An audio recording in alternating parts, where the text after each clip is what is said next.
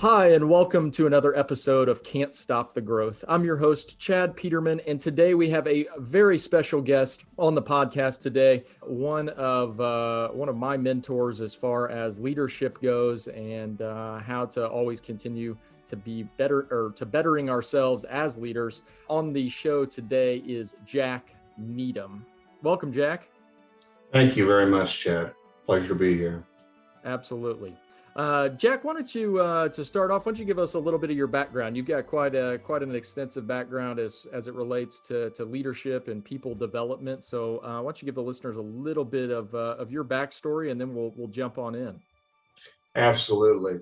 I started Taekwondo at a very young age of 20, and the very first student actually of the master teacher. And the next day I was actually teaching people. And so I realized how much I love to help people get better, and went on to have my own Taekwondo school for 3 years in Indianapolis at 54th and Keystone. And then went into the high-tech electronics area, which is totally different than anything that I've ever done before. But the reality is I found out that developing leaders, no matter where you go, is always going to be very, very similar, if not the same. And so from that point on, I helped individuals get better at sales, at leading others, and which led into actually being on the phone for telemarketing for 7 years, and taught over 600 people in RCI here in Indianapolis about leadership and about changing their lives. Leaders are not necessarily a position. It's anyone who has influence. That's what a leader is. And so 600 people, I got to watch first of all, their professional lives get better and better. In fact, statistically, they track the sales, and the sales went up phenomenally. But the reality is after 6 weeks of classes, they started to realize that they are the ones that are responsible for their growth. And growth will happen, as you know, whether you like it or not. If you choose to grow, the universe will support you. If you don't choose to grow, your universe is going to kick you in the butt somehow, some way. So that led me to be a professional coach, actually executive coach with a company called Lance Quest, Michael Lance here in Indianapolis, Indiana. And I got to go around the world to teach leaders how to coach. And basically coaching is one thing, and that is having a conversation that will transform the lives of those you're leading.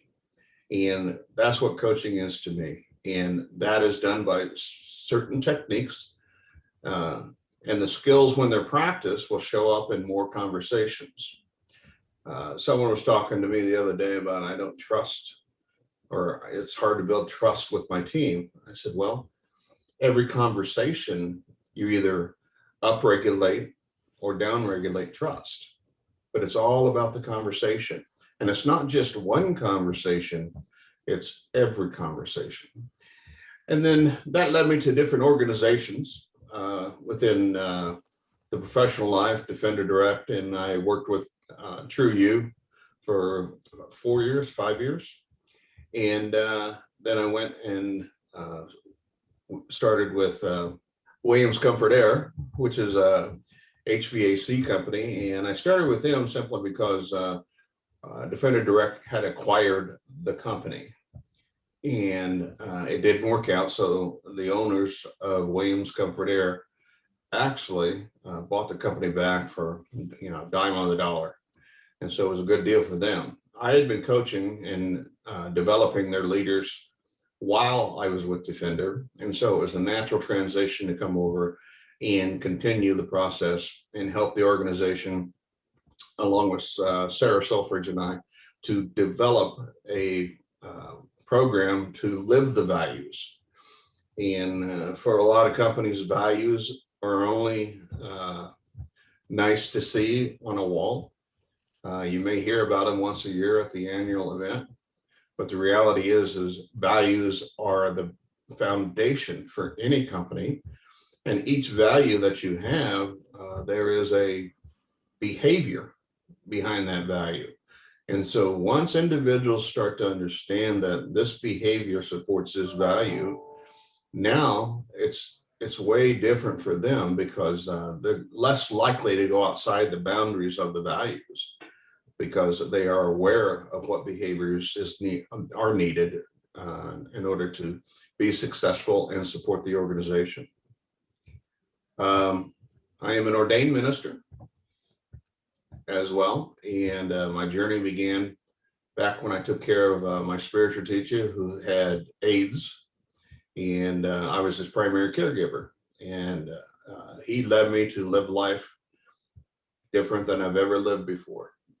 He showed me what it's like to live life fully while dying. And it just totally transformed the way that I saw life. And that's when I started pursuing the professional career of executive life coach. Well, Jack, thank you for sharing that. As always, there is a lot to unpack. I've got a whole list of notes here. So I didn't take many notes in preparation, knowing that you would give me plenty to ask questions about. So you first started off by talking about leadership is nothing more than influence. And what advice would you give to that person that's maybe not in a quote unquote leadership role? They're not managing somebody. What would you say to them as far as their ability to influence and where they can start that leadership journey regardless of their title? Yes. Well, I think number one is if you're in a relationship, you're influencing the relationship. In a marriage, you're influencing the marriage. If you have kids, you're influencing kids. So it does not matter who you are, you're an influencer. And so therefore, becoming more aware of your behaviors that are conducive of developing trust versus down-regulating trust is a critical component for basically a whole life. You cannot change anything at all unless you are aware of it. Chad, there's nobody that I know of that gets up in the morning and says, you know what, I think I'm just going to screw up my life. We just do not think that way. But the reality is there are behaviors that they are not aware that are impacting the level of trust, whether they're with their wife, children, work, it doesn't matter. Even the client that you guys see on a daily basis, the opening language that you use in that greet step is so critical that if it is said and done properly, will create trust, elevate trust, and set expectations with the client. So once you have become aware of a behavior that's not conducive to the growth of your marriage or the growth of your children, at that point in time, it's like, this is where I come in, is I help introduce a new behavior that helps them become a better husband, a better father, a better employee, even a better leader. So, it's just, it all starts with awareness, Chad. Absolutely. And I think that through your training and the help that you've provided us here at Peterman, I think one of the things that I've taken most out of it is exactly what you just said. Leadership, I feel like, can often get associated with business, what you're doing at work. And, are you a leader? Are you a manager? Are you in this thing? And I think one of the most powerful things I've taken is not how to be a better leader at work, but that we are leaders in our personal lives as well. And I think that before probably talking to you and studying, leadership, one of the areas that I was coming up short in was being a leader at home, being a leader in my marriage, or being a leader as a father, because to me, that's like the area that you can gloss right over. But all of these principles are exactly the same. As you said, leadership is being in a relationship. In your book, you talk a lot about, or kind of open up with, the statement that everybody's perfect. And this is something that we talk a lot about here at the office, because it's so easy in a leadership position to pick out someone you're leading's flaws. Well, they can't do this, or they don't understand this, or whatever that is. Speak to me a little bit about that concept of everybody's perfect, and how really understanding that kind of goes along with what you've said, and our understanding of how we're actually going to affect people in a leadership capacity. Absolutely. That statement kind of is a very controversial statement for many leaders. What do you mean they're perfect? They're lazy. They don't come to work on time. They don't do this. They don't do that. And the question that I ask the leader is, what do they do right? And I will tell you that I've coached a lot of leaders that could not come up with something that they did right. So you're right. They're focused on what they can't do. But the reality is, the statements that they make about the statements that I make about being perfect is perfection lies in the past. You cannot change it. Now, how do I want to view this person, place, or condition? What is within my control to take action on? How can I help them become more aware of their behaviors? So it becomes upon, the burden comes on me to help others develop an awareness so they can choose differently. And so the perfection part, everyone is perfect, because when leaders, fathers, husbands, wives, when they judge one another, they're judging each other on the past, and it's over. It's like, in this moment, who am I? Which is an awesome question. Who am I? Am I going to be a bad husband by yelling and screaming at my wife?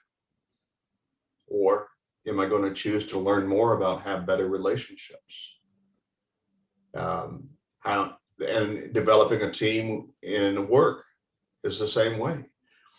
The majority of the time when somebody makes some mistakes or screw up, it's always about the mistake or the screw up.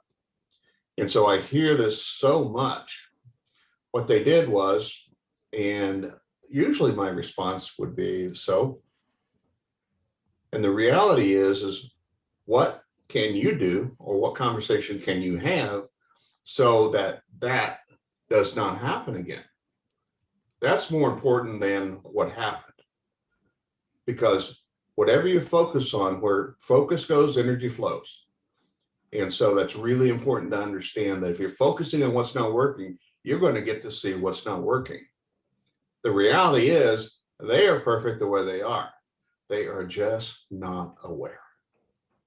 Absolutely. I think you make a great point there, and something that I personally try to do, each morning is prepare myself to show up in the fashion that I want to show up as a leader, in whatever situation it may be. And I think you bring up a great point as far as you are only going to show up if you understand that if you think everybody is doing stuff wrong or doing stuff to, make your day bad, you're not going to show up in a good place. But it's when we show up understanding that the people that we're leading are perfect. It's our job as a leader to bring out that perfectness. How do we fit them into the puzzle of making this team move?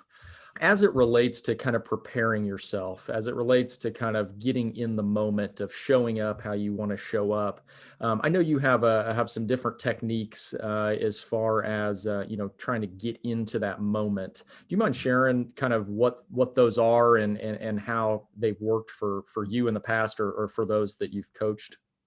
Absolutely.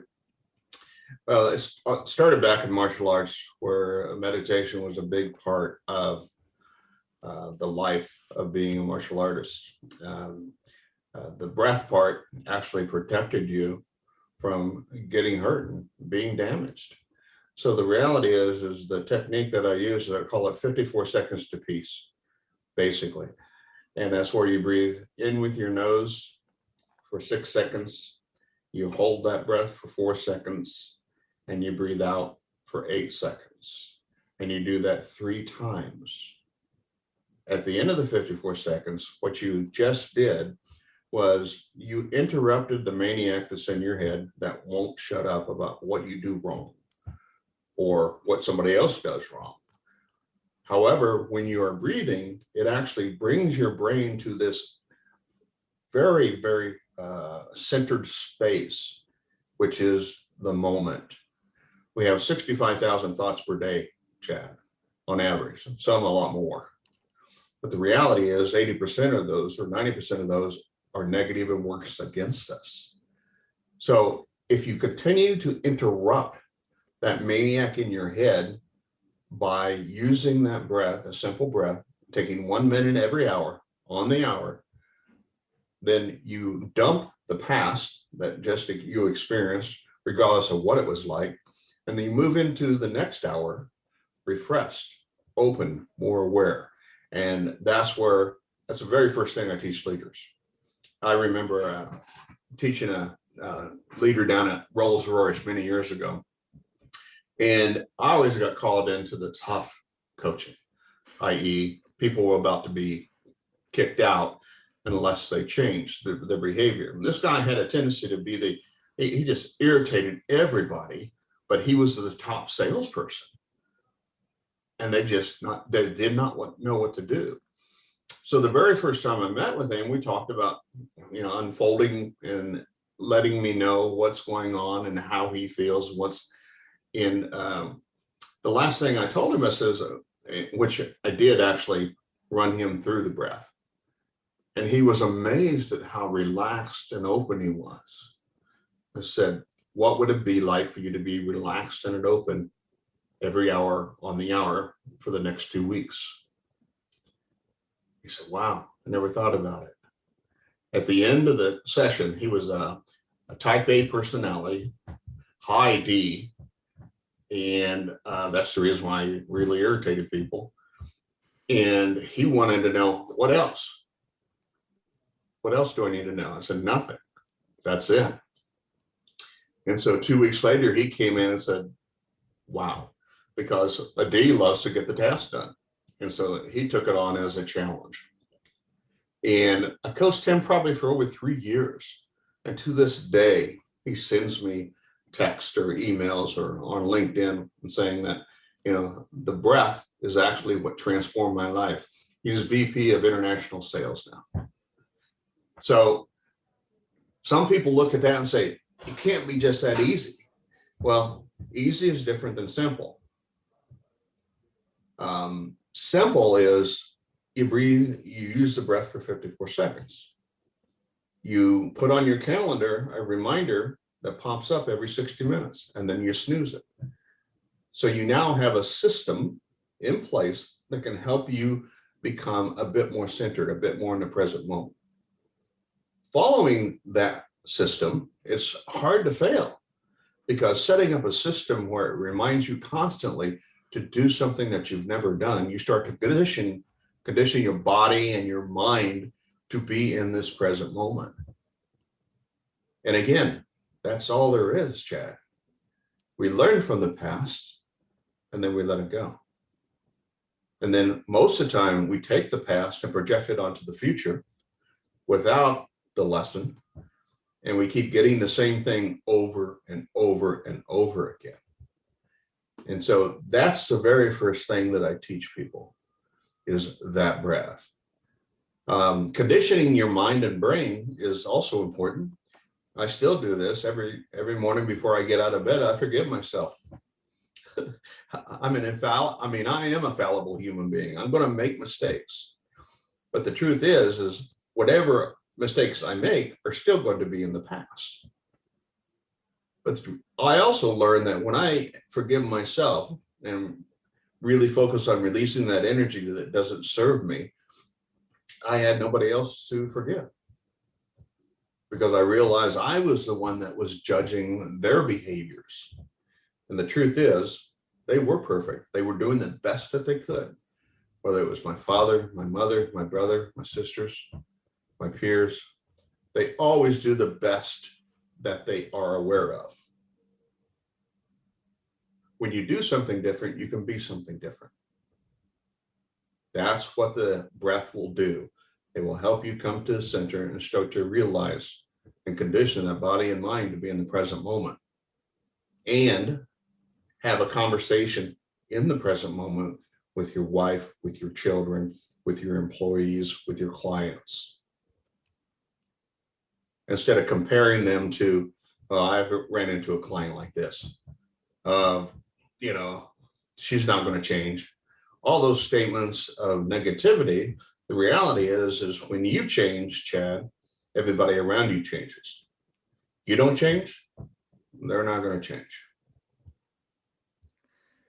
Yeah, some really powerful stuff. Thank you for sharing that, Jack. I think one of the things that I've personally learned from you is I operate at a very fast pace, and I get my adrenaline starts flowing, but it's to be in that moment, and that is when we're able to do that, we're able to truly lead.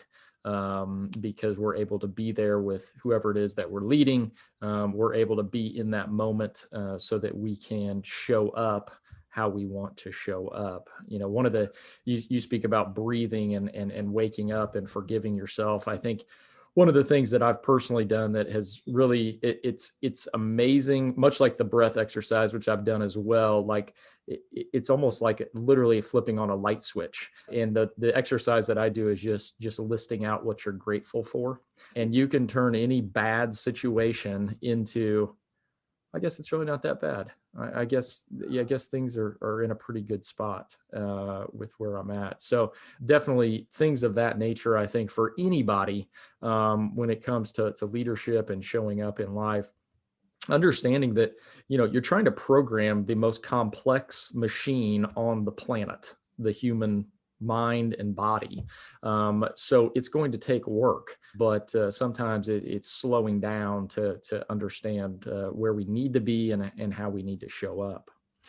You talk a lot too in your book, and you referenced it earlier, is building trust.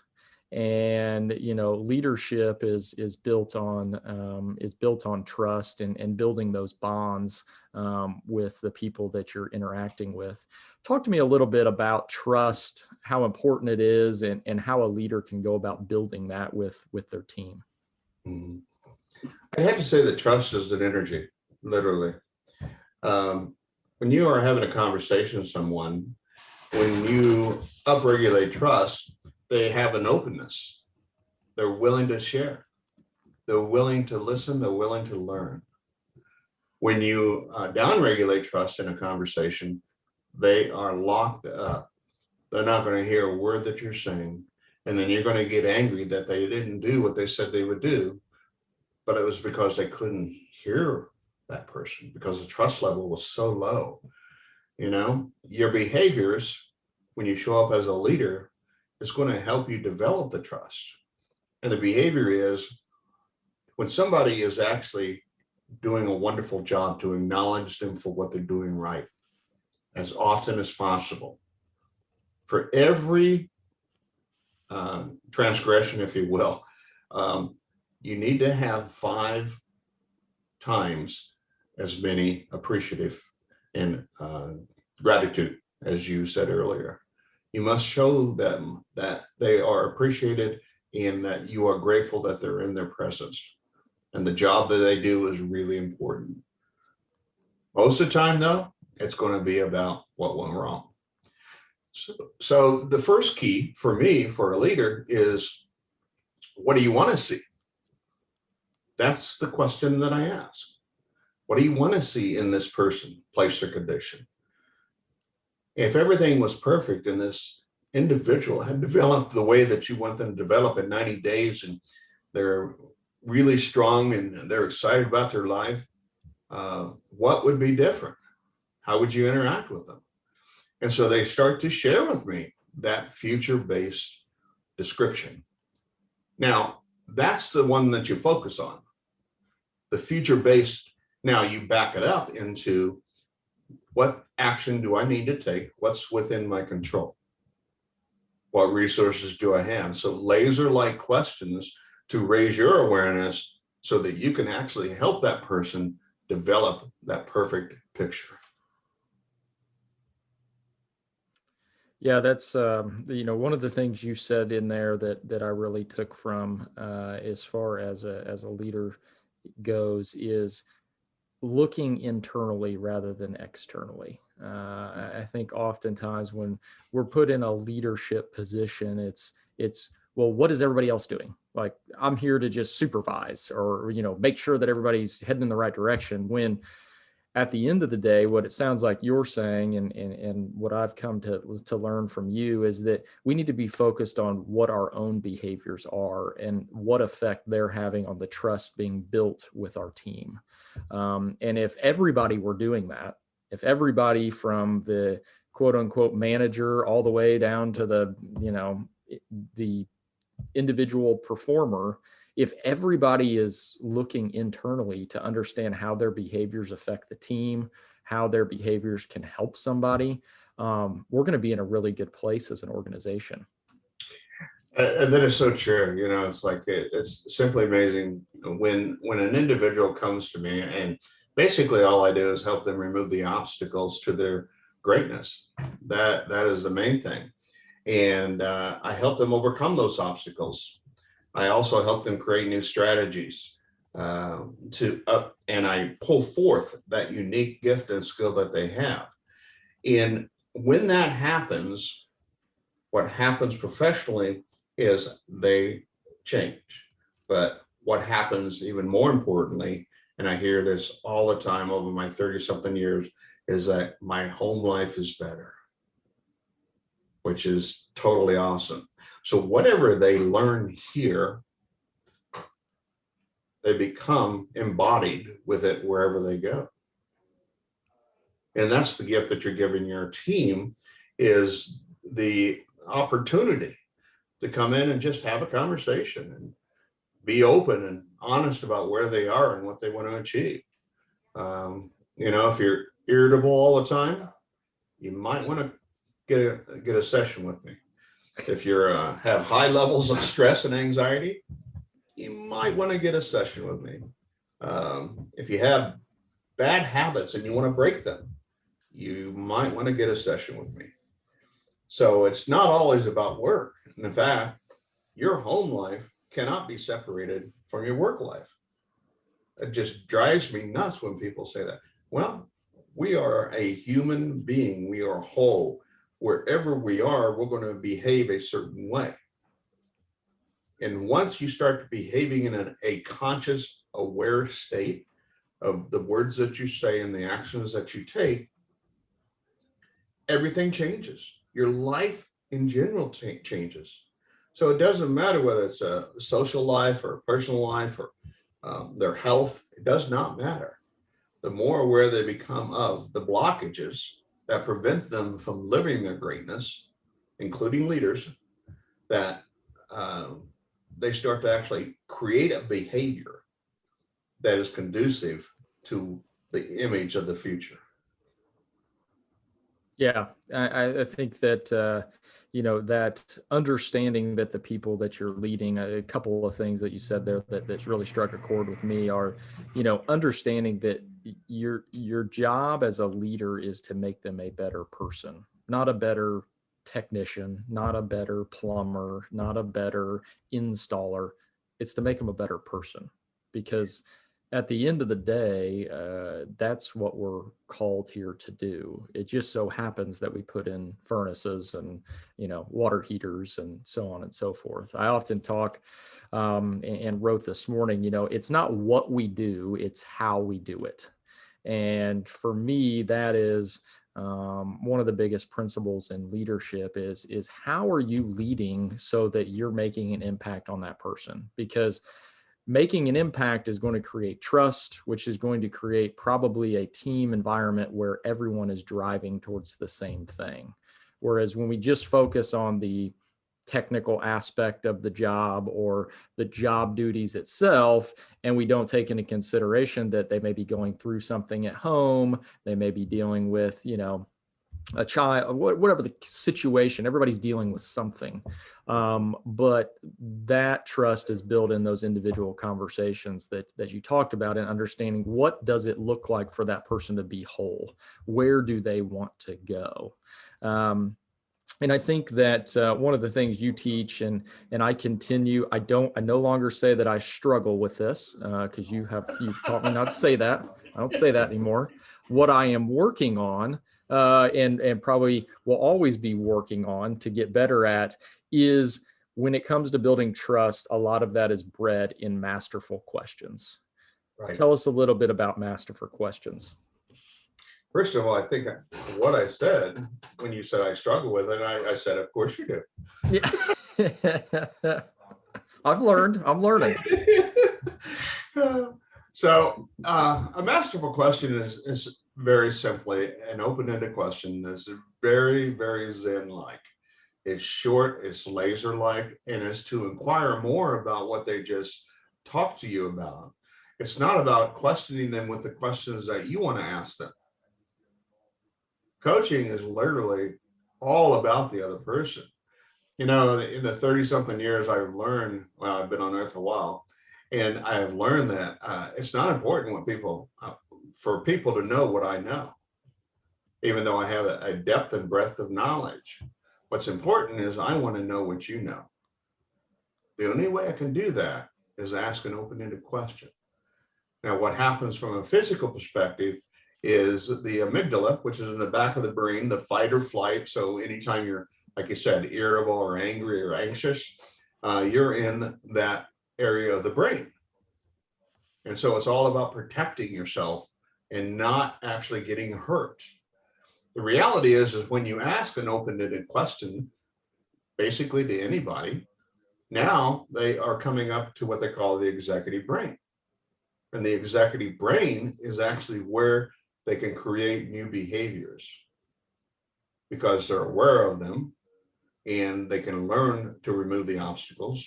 It may take some time to remove the obstacles, but if they continue to come up here, then the conversations are going to upregulate all the conversations that you have with your team, with your wife, with your kids.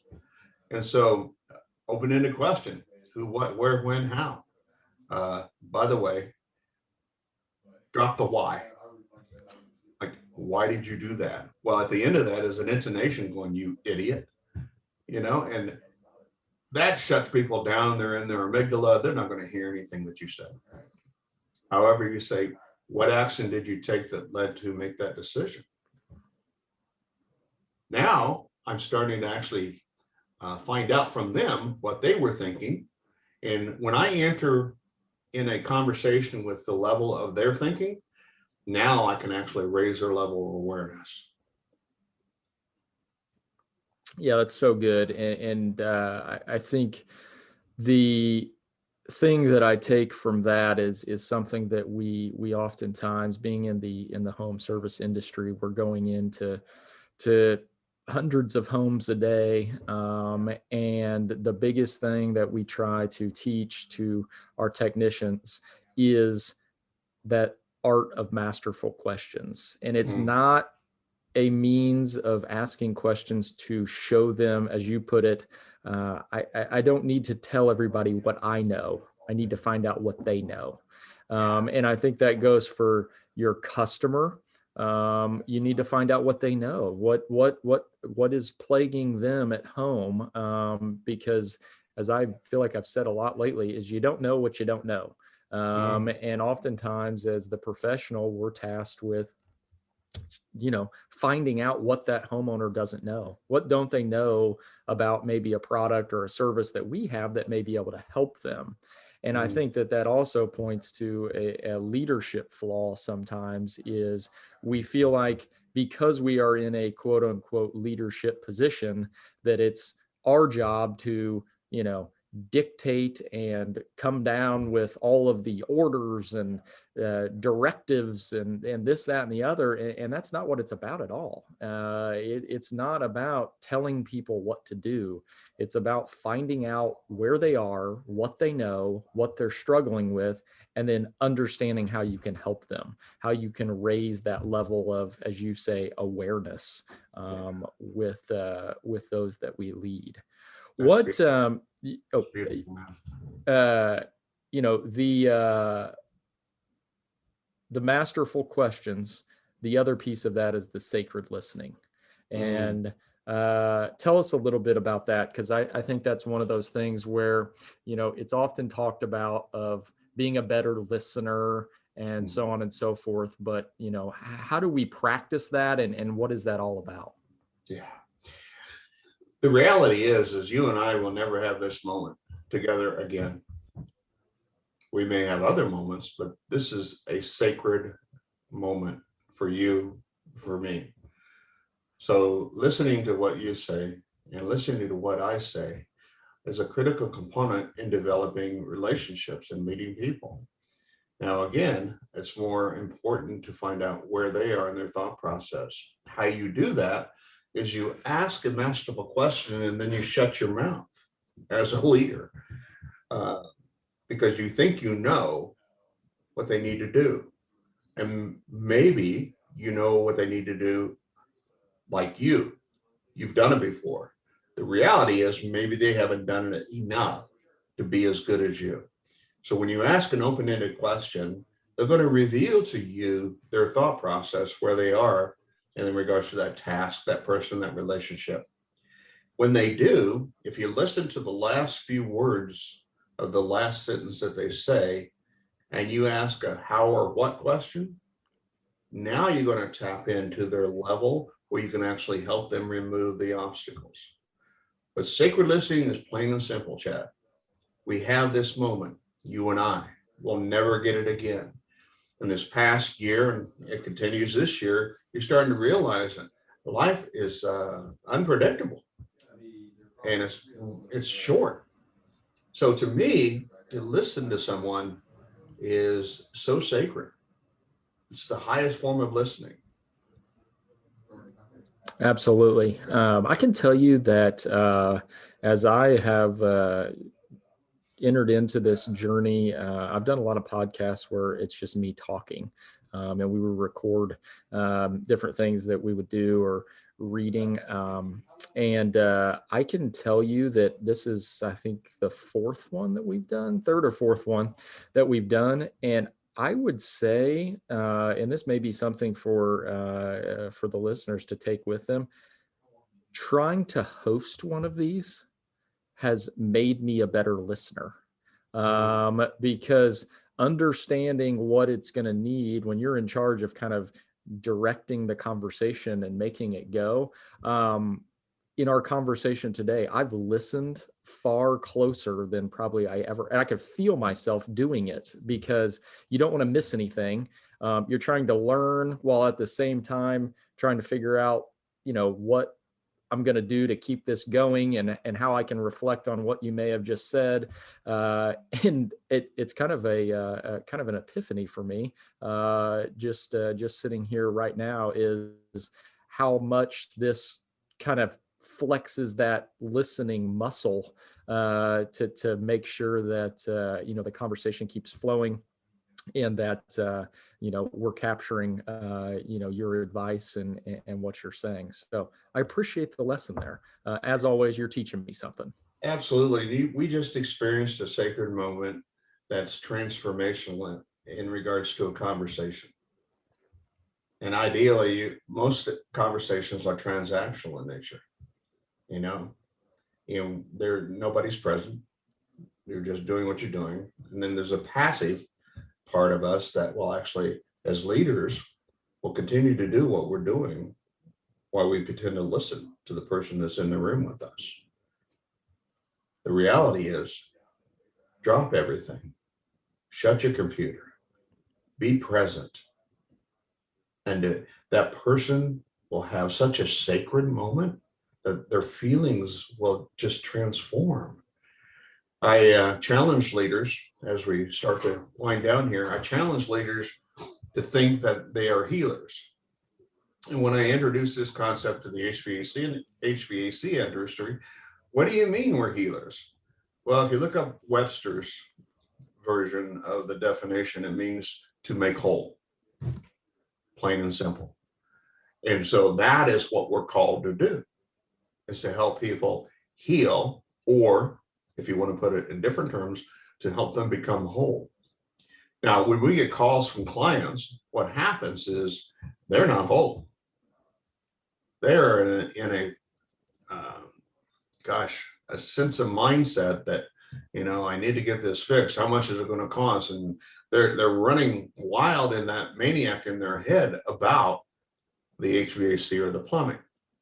When we arrive, if we become totally present and have the conversation so that it develops trust, use the agenda card so that the client starts to develop confidence and expectations, and we go through what we need to do to help repair whatever is not broken. The reality is that that client, the homeowner, they are not experts in HVAC or plumbing. They don't know how to make their house more palatable for the child that's got asthma. They don't know how to lower the humidity or how to raise the humidity. They don't know how any of that exists. And so when we are serving the client, we have the proper language, we're using the agenda card, we walk into the house and we continue the conversation. That client, you're upgrading trust tremendously. Now's the best time to raise their awareness to help them become more whole. Yeah, that's powerful stuff. I love the concept of the healer. With our new school, the Top Tech Academy, I get the privilege of speaking to each class, usually once a month, sometimes twice a month. And we just had a new class kick off here at the beginning of February. And my message to them was one that was very simple, and very similar to what you just said. And that is, if you show up at the customer's house, we're going to teach you everything there is to know about heating and plumbing here over the next 4 months. But the key to this industry, the key to really life in general, is show up in the moment wanting to help somebody. And if you show up at every customer's door with a smile on your face, you reaffirm that they've called the right place, that you're here to help, and that you're going to do everything under the sun to make sure that they are taken care of come hell or high water, guess what? You're going to be successful. And to me, the same goes if you want to be an effective leader. If you show up every single day wanting to help those on your team, if you show up wanting to make an impact, wanting to make them whole, you're going to be effective. You can't help but not be. It's when we get caught in the weeds of wanting to manage those that we're leading and point out all the things that they're doing wrong and that they're not doing good enough. No, it's super, super simple. And as you pointed out, it's all about being in the moment. It's not about thinking about what you're going to get out of that customer or what you're going to, if you're going to hit your number at the end of the month. Show up every single day as the person wanting to help, wanting to make an impact. I think that's the most critical thing in leadership. It truly is. It truly is.